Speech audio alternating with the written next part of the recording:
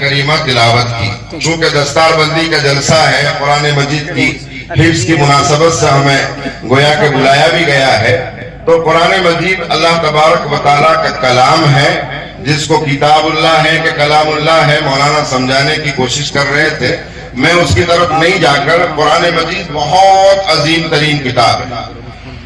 جب بہت عظیم ترین کتاب ہے تو اس کے کچھ حقوق بھی ہیں۔ مفسرین اور محدثین نے اس کے بہت سارے حقوق بتائے ہیں، لیکن اس کا ایک مجموعہ جمع کر کے بڑے بڑے 5 حق اس کے بتائے ہیں۔ نمبر 1، قرآن مجید پر ایمان لانا اور رکھنا۔ الذین آتیناہم الکتاب یتلونہ حق تلاوتہ اولئک یؤمنون بہ میں بہت بڑے بڑے مفسرین نے لکھا ہے کہ اس کے بڑے بڑے 5 حق ہیں، جس میں سب سے پہلا حق ہے قرآن مجید پر ایمان لانا اور رکھنا۔ آپ میں سے بہت سارے لوگوں کو یہ سوال ہوگا کہ قرآن مجید پر ہم سب کا ایمان ہے، ہم سب قرآن پر ایمان رکھتے ہیں، پھر اس کا حق کیسے بتایا جاتا ہے؟ چونکہ وقت کم ہے اس لیے صرف اشارہ کرتا ہوں کہ ہم دھوکے میں نہ رہیں کہ رجسٹر میں ہمارا نام مسلمانوں کی فہرست میں ہے، اسی طرح ہم لوگ مسلمان سمجھے اور پڑھے جاتے ہیں۔ قرآن مجید کی ایک آیت جب کبھی بھی اس کی طرف نظر جاتی ہے اور اس کو پڑھنے کا موقع آتا ہے، دل پھڑپھڑا اٹھتا ہے، کانپ جاتا ہے، بدن پر راشا طاری ہو جاتا ہے۔ وہ آیت کریمہ ہے، یا ایھا الذین آمنوا آمنوا باللہ ورسولہ والکتاب الذی نزل علی رسولہ والکتاب الذی انزل من قبل۔ اس سے یہ پتہ چلتا ہے کہ اگر ہم میں سے کسی نے اپنے آپ کو ظاہری اعتبار سے مسلمان اور مومن بتانے کی کوشش کی، لیکن حقیقت میں ایمان اور اسلام اپنے اندر قبول نہیں کیا ہے، تو قرآن کی نظر میں، اللہ کی نظر میں، رسول اللہ کی نظر میں وہ مومن نہیں ہے۔ اگر مومن ہوتا تو مومن سے خطاب فرما کر فرمایا آمنوا باللہ ورسولہ والکتاب الذی نزل علی رسولہ۔ اس کا مطلب یہ ہوا کہ قرآن مجید پر ہمیں ایمان، بھلے مسلمان ہیں لیکن حقیقت میں لانا اور رکھنا ہے، یہ قرآن مجید کا پہلا حق ہے۔ اور قرآن مجید پر ایمان کا مطلب یہ ہے کہ الحمدللہ رب العالمین سے من الجنت والناس تک قرآن کا جو پیغام، اس کی جو ہدایات، اس کی جو تعلیمات اس میں موجود ہیں، اس کو ہم اللہ کی طرف سے برحق سمجھیں، اور اس میں میری اور آپ کی مکمل ترین کامیابی دنیا میں بھی اور دنیا کے بعد بھی مضمر اور چھپی ہوئی ہے، اس کا یقین رکھیں۔ اس کے علاوہ کسی بھی کتاب میں، کسی بھی لٹریچر میں، کسی بھی ہدایت میں، کسی بھی گائیڈ لائن میں کوئی کامیابی نہیں ہے۔ کامیابی اگر رب ذوالجلال نے رکھی ہے تو وہ قرآن مجید میں رکھی ہے۔ اس کا ہمیں ایمان رکھنا اور لانا ہے۔ اسی لیے ہم اگر اپنی ذلت اور رسوائی کا اور ہمارے ڈھکیلے جانے کے اوپر غور کریں تو صاف پتہ چلتا ہے کہ صحیح معنی میں قرآن مجید پر ہمارا ایمان نہیں ہے، اس لیے ہم ذلیل کیے جاتے ہیں، رسوا کیے جاتے ہیں، در در کی ٹھوکریں کھانے پر مجبور کیے جاتے ہیں۔ اور یہ میں نہیں کہتا، اس لیے کہ میرا اور آپ سب کا حال یہ ہے کہ قرآن مجید کی وہ آیتیں، قرآن مجید کے وہ احکامات، قرآن مجید کے وہ پیغامات جو میرے دل کو بھاتے ہیں، میرے دل کو پسند آتے ہیں، اس کو تو میں قبول کرتا ہوں، ایکسپٹ کرتا ہوں، لیکن جو میرے دل کو نہیں لگتے، میرے من کو پسند نہیں آتے، میں اسے پسے پشت ڈال دیتا ہوں، جس کی وجہ سے میں اور آپ ذلیل ہیں۔ قرآن مجید نے فرمایا افتؤمنون ببعض الکتاب وتکفرون ببعض فما جزاء من يفعل ذلك منكم الا خزي في الحیاة الدنیا ویوم القیامة یردون الى اشد العذاب۔ لہذا دنیا میں میری اور آپ کی ذلت کے اسباب میں سے ایک بہت بڑا سبب یہ ہے کہ ہم نے قرآن مجید پر کما حقہ ایمان قبول نہیں کیا ہے۔ لہذا قرآن کا یہ پہلا حق ادا کرنے کی کوشش کریں۔ جب اس کا حق ادا کرنے کی کوشش کریں گے تو اس سے محبت ہوگی، اس کی عظمت دل میں آئے گی، اس سے پیار ہو جائے گا، اور جب اس کا پیار ہمارے دلوں میں محسوس ہم کرنا شروع کریں گے تو اس کا چرچا ہوگا زبان پر، دل و دماغ پر، آنکھوں میں اس کی صورت بھانے لگے گی. اس لیے اس کا دوسرا حق بتایا جاتا ہے. قرآن مجید کا دوسرا حق تجوید کی رعایت کے ساتھ صحیح پروناؤنسیشن، اچار اور تلفظ کے ساتھ اس کی تلاوت کرنا. آج اگر ہم اپنے معاشرے پر نظر دوڑائیں تو ہمیں صاف نظر آتا ہے کہ پہلے فجر کی نماز کے بعد ہمارے گھروں کے دروازے سے باہر ہم اپنے والدین کو، بڑے بوڑھوں کو، دادا نانا وغیرہ کو قرآن مجید کی تلاوت فرماتے ہوئے سنا کرتے تھے. لیکن آج جب کبھی کسی مسلم محلے سے گزرتے ہیں تو ایسا لگتا ہے کہ ہم کسی قبرستان سے گزر رہے ہیں. لہذا قرآن مجید کا دوسرا حق ہے کہ ہم قرآن مجید کو تجوید کی رعایت کے ساتھ باقاعدہ تلاوت کریں، پڑھیں. اس کا تیسرا حق ہے اس کے معانی اور مفاہیم اور مطالب کو باقاعدہ دھیان اور توجہ سے پڑھیں، سمجھیں، اس کی کوشش کریں. اس لیے کہ اللہ کا پیغام میرے لیے بھی، آپ کے لیے بھی اور رہتی دنیا تک آنے والے سارے انسانوں کے لیے اس میں رکھا گیا ہے.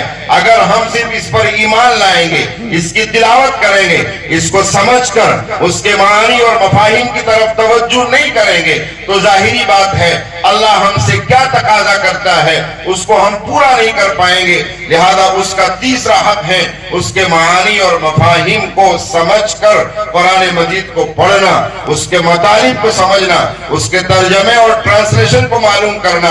پورے مجمع کو شرمندہ نہ کیا جائے. اور اگر پوچھا جائے کہ آپ میں سے کون کون لوگ ایسے ہیں جو قرآن مجید میں ہر نماز میں، ہر رکعت میں پڑھی جانے والی سورہ فاتحہ کا ترجمہ اور اس کا بیک گراؤنڈ جو موٹا موٹا ہے جانتے ہیں، شاید اکثر مجمع یہ جواب دے گا ہمیں اس کا علم نہیں ہے. بھائیو، یہ ظلم نہ کریں قرآن پر.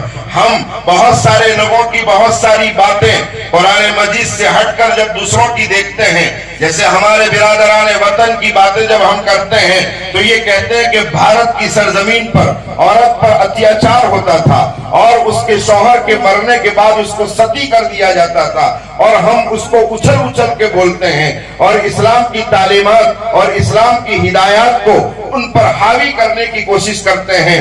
لیکن کیا ہم انصاف کی نظر سے دیکھیں، انصاف کی زبان سے بولیں، انصاف کے دماغ سے سوچیں تو کیا ستی سے بدتر گناہ ہم عورتوں پر قرآن سمجھ کر نہ پڑھنے کے نتیجے میں کرتے ہیں یا نہیں؟ شاید آپ میں سے اکثر طبقہ میری اس بات سے اتفاق کرے گا. اگر ہمارے معاشرے پر نظر دوڑائیں، سماج پر نظر دوڑائیں تو وہ عورت جس کے شوہر نے اس کو طلاق دے دی ہے یا وہ عورت جس کے شوہر کا انتقال ہو گیا ہے، شاید ستی کے موقع پر وہ تھوڑی دیر کے لیے قرآن محسوس کر کے تڑپ کے اپنی جان دے دیتی ہے. لیکن میرے معاشرے نے متوفی عنہا زوجہا، یعنی وہ عورت جس کے شوہر کا انتقال ہو گیا ہے، اس کے ساتھ دوسرا نکاح نہ کر کے، دوسرے نکاح کو معیوب سمجھ کر، اس کے لیے دوسرے نکاح کا انتظام نہ کر کے زندگی بھر کے لیے اس کو تڑپا تڑپا کر اس کو گھر میں مارنے کا نظام کیا ہے. شاید یہ ستی سے بھی بدتر ہے. اس کی وجہ یہی ہے کہ ہم نے قرآن پر ایمان اپنی مرضی سے رکھا، شاید ٹوٹی پھوٹی تلاوت کر لی لیکن صحیح معنی میں اس کے معانی اور مطالب کو نہیں سمجھا. تو آج میرے معاشرے میں ستی سے بدتر گناہ آ گیا اور میں ستی کی طرف توجہ کر کے اپنے گریبان کو جھانکنے سے محروم ہو گیا. اس لیے میرے بھائیوں، تیسرا حق ہے قرآن مجید کا، ہم اس کو سمجھ کر اس کو پڑھیں، اس کی تلاوت سمجھ کر کریں. چوتھا حق ہے کہ جب اس پر ایمان لائے، اس کی تلاوت تجوید کی رعایت کے ساتھ کی، سمجھ کر پڑھا تو اب اس کو اپنی زندگی میں عمل میں لائیں، پریکٹیکلی طور پر اس کو قبول کریں. اور پانچواں حق ہے کہ ہم قرآن مجید کا پیغام لوگوں تک پہنچائیں. اس کو صرف مسلمانوں کی کتاب نہ بتائیں، اس کو صرف مسلمانوں کی جاگیر نہ سمجھیں. قرآن مجید ساری انسانیت کے لیے پیغام ہے، جن و انس کے لیے پیغام ہے، جانوروں کے لیے بھی ہدایت اس میں مضمر اور چھپی ہوئی ہے.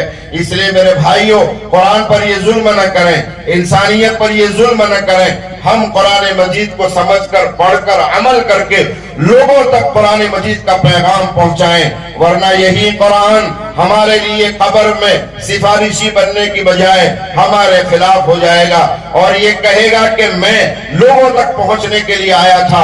اے مسلمانوں کی جماعت، تم نے اسے اپنی جاگیر سمجھ لیا تھا، تم نے اس کو اپنی کتاب سمجھ لیا تھا، اور بہت سارے حصے کو قرآن سمجھنے سے اور قرآن پڑھنے سے، قرآن کو اپنی زندگی میں اپنانے سے محروم کر دیا تھا۔ اس لیے بھائیوں، اس کا 5واں حق جو ہے اس پر عمل کرنے کی کوشش کریں۔ اگر ہم 5ویں حق کو بھی لائیں گے اپنی زندگی میں اور لوگوں تک اس کا میسج، اس کا سندیش پہنچانے کی کوشش کریں گے، تو یہ دھوتی پرساد یادو میری اور آپ کی طلاق کا فیصلہ پارلیمنٹوں میں نہیں کریں گے، جنہیں پیشاب کا سلیقہ نہیں ہے، جنہیں یہ بھی پتہ نہیں ہے کہ اپنے ماں باپ کا احترام کیسے کیا جائے۔ وہ اپنی گاڑیوں کی فرنٹ سیٹ پر کتوں کو تو بٹھا سکتے ہیں، لیکن اپنے ماں باپ کے لیے ان کو اپنے گھر میں کمرہ نہیں ملتا ہے۔ جن کو کھانے کا سلیقہ نہیں ہے، جس ہاتھ سے وہ پاخانہ صاف کرتے ہیں اسی ہاتھ سے وہ کھانا کھاتے ہیں، لیکن آج میں نے اور آپ نے قرآن کی تعلیمات پر ظلم کیا، نتیجہ یہ ہوا کہ میری شریعت کا فیصلہ اچھے اور برے ہونے کا وہ کرتے ہیں، میرے نکاح کا فیصلہ وہ کرتے ہیں، میری طلاق کا فیصلہ وہ کرتے ہیں، میری وراثت کا فیصلہ وہ کرتے ہیں، میری مسجد میں اذان کے بعد میں کلمات کے بدلنے اور نہیں بدلنے کا فیصلہ وہ کرتے ہیں، قرآن مجید کی آیات میں تبدیلی کرنے کا فیصلہ وہ کرتے ہیں۔ ان میں وہ کم ظالم اور ہم زیادہ ظالم ہیں۔ اس لیے میرے بھائیوں، قرآن مجید کے ان 5 حقوق پر عمل کر کے اور 5 حقوق کو اپنا کر اپنی زندگی میں انقلاب لانے کی کوشش کریں۔ اللہ تبارک و تعالی مجھے بھی اور آپ سب کو بھی اس پر عمل کرنے کی توفیق عطا فرمائے۔ وآخر دعوانا الحمدللہ رب العالمین۔